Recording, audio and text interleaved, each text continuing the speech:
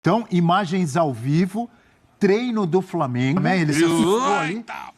Mas assim, o Flamengo tem algumas lesões, mas eu acho que são contornáveis. E a minha leitura é essa: o Flamengo trabalhou pré-temporada para chegar bem na Supercopa, passou por cima do Botafogo e depois ele está levando o Campeonato Carioca ali, poupa 2, 3, 4, troca o time e vai conduzindo assim. O negócio estava inviabilizado entre Santos e Internacional, mas a partir da tarde da noite de ontem, houve um avanço significativo a partir de um movimento feito pelo próprio Thiago Maia. Ao vivo, treino do Flamengo, e em grande fase Eugênio Leal, diferentemente do que dizíamos do Botafogo com Caçapa, tentando acertar muita coisa, o Botafogo ainda em busca de um novo treinador, o Flamengo, no calor do Rio de Janeiro, que eu estou vendo a irrigação ali, já deu vontade de estar assim, refrescado, mas um Flamengo com tudo acertadinho, continuidade do trabalho, pensando já em finais de Carioca, Eugênio Leal. Tá tudo planejamento feito, só tem uma questão hoje que são algumas lesões, né? Opa! Oi! Vivo! Será que a água... Rock and roll, né, João? Será que a água atingiu o cameraman? Ele se assustou ali? Mas assim, o Flamengo tem algumas lesões, mas eu acho que são contornáveis, especialmente ali no ataque, né? Mas não é problema, é um time que está numa fase muito boa, vem de resultados aí que comprovam isso. E... Até contra o próprio Botafogo, que a gente vai falar, né? Sim, contra o Botafogo foi até um placar mais magrinho, né? 1-0 só. Mas o que eu tenho dito é que o Flamengo, depois de ter vencido aí contra o Botafogo na Supercopa, foi mais... Sacanagem. Mais impositivo. Não só o resultado, como também a atuação. E a minha leitura é essa: o Flamengo trabalhou pré-temporada para chegar bem na Supercopa, passou por cima do Botafogo e depois ele está levando o Campeonato Carioca ali, poupa 2, 3, 4, troca o time e vai conduzindo assim. Vai tá certo já, né, que tá na semifinal, deve ser o vencedor do campeonato, caso não aconteça nada fora do comum. E tá agora se preparando para essa reta final aí, para garantir primeiro lugar e tal. Então, navegando no mar de tranquilidade, projetando temporada, equilibrando o elenco, fazendo todo o planejamento para conseguir, inclusive essa semana, né, o José Boto conversou com o Pedro Henrique Torre e falou sobre isso, né? Sobre o planejamento para uma temporada que é muito puxada. Porque o Flamengo é um clube que tem trabalhado, eu sei que isso não é comum, não é? Tem muitas temporadas que você não vai ganhar nada mesmo. O Flamengo recentemente passou por isso em 2023. Só que a expectativa que se gera hoje em torno do Flamengo, por tudo que ele tem feito, pelo investimento que ele possui, pelo elenco que ele contratou, é que ele conquiste grandes feitos, né? Grandes taças. E conquiste todas. E o presidente do Flamengo já coloca nesse patamar, né? O Bab fala sobre isso. Vamos buscar tudo. Só que o Flamengo tem Campeonato Carioca, já ganhou a Supercopa do Brasil, Campeonato Carioca, Copa do Brasil, Campeonato Brasileiro, Libertadores e Mundial de Clubes. Se ganhar Libertadores, ainda tem o outro que não é mais Mundial de Clubes, mas agora é... Como é que é o nome? É Mundial do mesmo jeito. Intercontinental. É Mundial do mesmo jeito. Ou seja, eu queria entender como é que vai ser isso, porque o Campeonato Brasileiro termina no dia 21 de dezembro. Aí, se um time brasileiro ganhar a Libertadores, ele vai ter que arrumar um espaço para viajar, não sei para onde, para jogar essa Copa Intercontinental. Sim. Imagina o quanto de jogo. Então, eu acho que agora o importante é isso. É entender que ainda é uma fase de pré-temporada, e o Flamengo está entendendo isso, e vai dosando o seu time, e vai dosando as suas energias.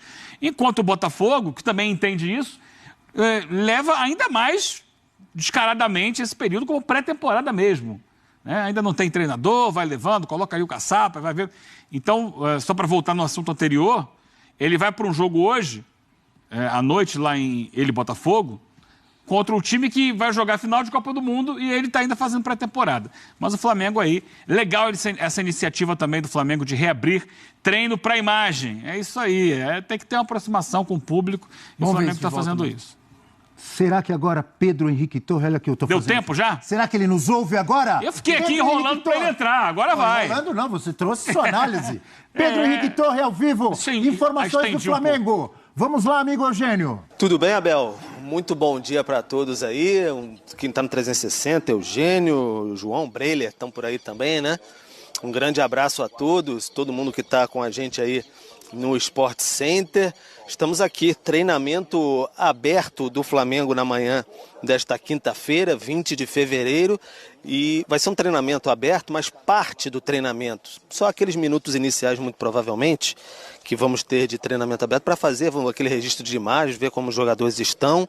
E a parte tática, técnica mesmo, seremos convidados a nos retirar aqui dessa parte, né, do campo 1 do Ninho do Urubu, porque o técnico Felipe Luiz quer trabalhar sossegado, né? Então, enfim, sem aquelas câmeras apontadas, poder fazer as instruções aos jogadores sem nenhum tipo de problema. Então, até pediram pra gente aqui, olha, assim que vocês forem convidados a se retirar, já desarma tudo e sai, porque a dinâmica de treinamento vai começar, então vai ser assim que vai funcionar. E aí vamos aguardar ali do outro lado, porque logo depois da atividade vai ter uma coletiva do zagueiro Léo Ortiz, um dos grandes destaques aí dessa temporada, vem muito bem na defesa ali ao lado de Léo Pereira ou de Danilo, né? O Felipe Luiz até brincou com isso na última coletiva de imprensa, porque tem sido bem difícil mesmo. A atividade, Abel, amigos, é marcada para começar às 9h30 da manhã, então tem sempre aquele bate-papo dentro das instalações do Ninho do Urubu,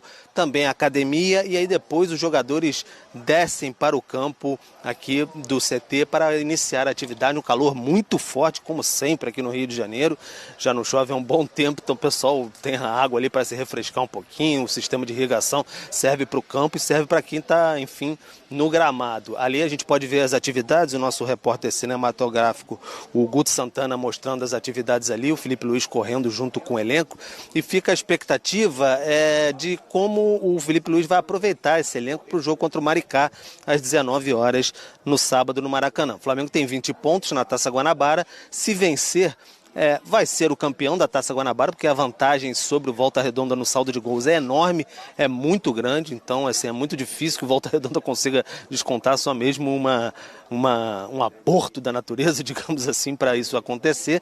E aí o Flamengo deve ser o campeão da Taça Guanabara se vencer. Se tropeçar, aí depende também de um tropeço do Volta Redonda. Agora os jogadores estão passando aqui mais próximos, aqui o nosso Guto vai mostrar mais tranquilamente. Agora a gente pode observar com mais atenção.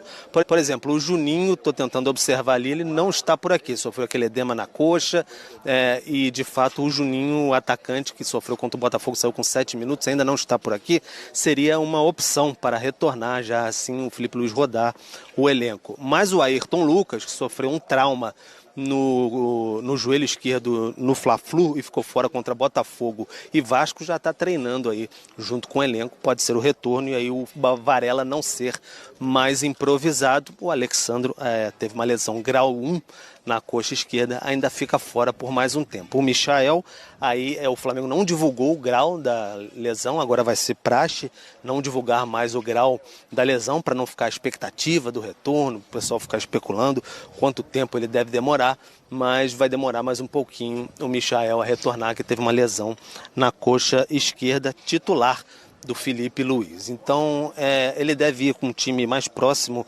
do principal contra o Maricá, porque aí tem um bom intervalo, a semana cheia de trabalho, e aí vai ter outra semana cheia para trabalhar até a semifinal do Campeonato Carioca nesse sistema de rotação. Vai atrás de reforços, Taigo. Isso, mas está muito próximo de definir, tá, Meneghetti? A atualização que a gente teve a partir de ontem à tarde, tá? Ontem pela manhã, por exemplo, o negócio estava inviabilizado entre Santos e Internacional, mas a partir da tarde, da noite de ontem, houve um avanço significativo a partir de um movimento feito pelo próprio Thiago Maia. O jogador que tinha um dinheiro a receber do Santos por um processo trabalhista, 26 milhões de reais, abriu mão de parte deste valor, e com isso o Santos pôde chegar aos valores que foram solicitados pelo Internacional na negociação. Ao todo, Meneghetti, o negócio deve girar em torno de 40 milhões de reais. 26 da dívida que o Santos assume com o Flamengo, mais 14 milhões de reais para o Inter. Este valor deverá ser pago de maneira parcelada. A gente vê aí imagens do treinamento que aconteceu hoje pela manhã, aqui no CT Parque Gigante, e neste treinamento, Thiago Maia já não esteve presente.